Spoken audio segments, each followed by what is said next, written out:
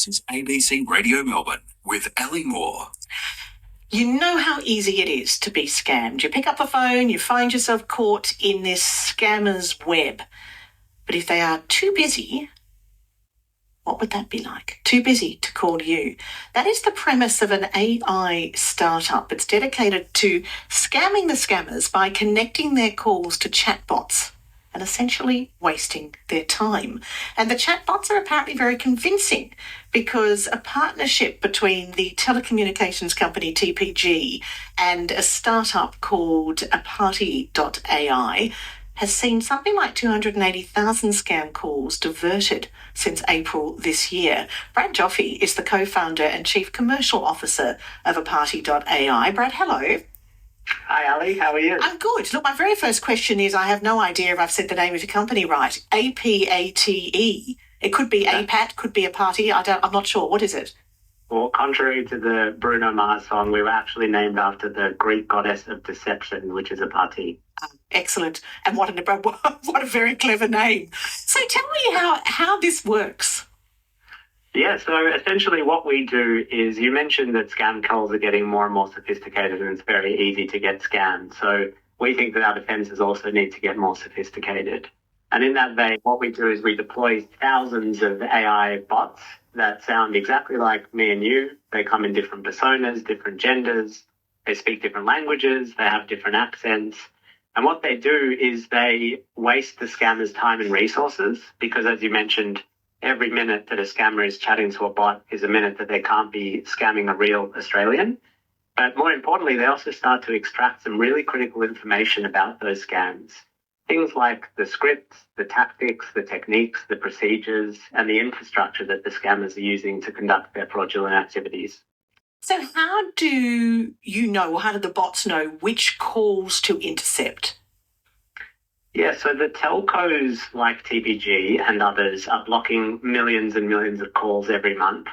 And they block that based on deterministic reasoning and probabilistic reasoning. So they might see that a call comes through and the characteristics of that call don't look quite right. And generally what they'll do is they'll block that call.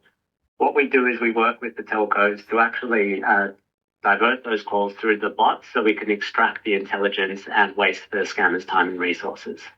And you said before that it comes with different languages, different, you've tried to sort of humanise them, haven't you? So the bots don't know that they're talking to a bot.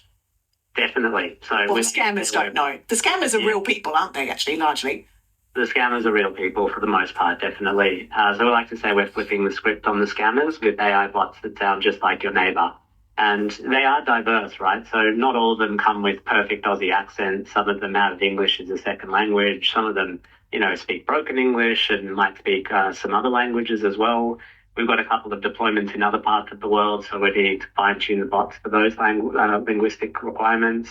The aim is really to build this huge army that, theoretically that we can go out there and mention it in the introduction. If the scammers are just busy speaking to bots all the time, then we're happy and safe. They haven't got time to bother us. What's the average length of time of a conversation between a scammer and a bot? And do the scammers sort of realise that what's happening, or often these conversations end naturally with the scammers none the wiser?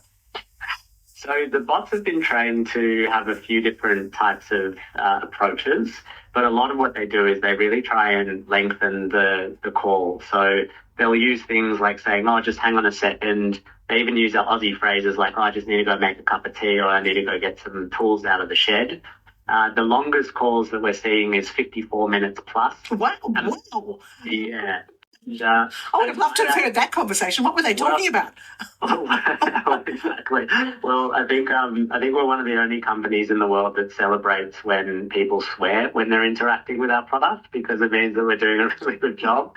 So by the end of those conversations, you usually hear a lot of expletives because the scammers think this person is just wasting my time and I don't have time for this. So do the bots actually sometimes allow the scammers to think it is working, so they keep them going by doing or pretending to do whatever the scammers want them to do? Most definitely, yeah. So they kind of lead them on, give them a little bit of information, then they might, say, I just need a bit more time on this. And it also depends on the actual persona of the bot. So they have different personas. Some are more skeptical, some are more aggressive. They'll go quicker on the call. All of the bots essentially are learning from one another. So through reinforcement learning, all of the bots have context of all the other conversations. So they're almost competing against each other to get the best outcome for the call. Gosh, you must have, I imagine that you'd be collecting a huge amount of information on how the scammers operate as opposed to avoiding the call so we don't see what happens. So, the application of this would be far and wide, I imagine.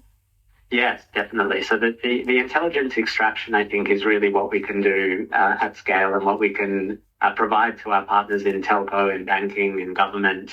And if you think about that scale, there's 280,000 calls that we diverted to the bots through TPG. We estimate that 7.6 million in potential losses prevented. We've got our text bots as well that operate via text channels that are having 2,500 plus conversations a day. And we're really creating what we think is the world's largest real-time data set on scam intelligence. Brad Joffe, thank you very much for telling us about it. It sounds absolutely fascinating, and I appreciate your time. Thank you. Thanks, Ali. Brad Joffe there, Chief Commercial Officer with Apate.ai.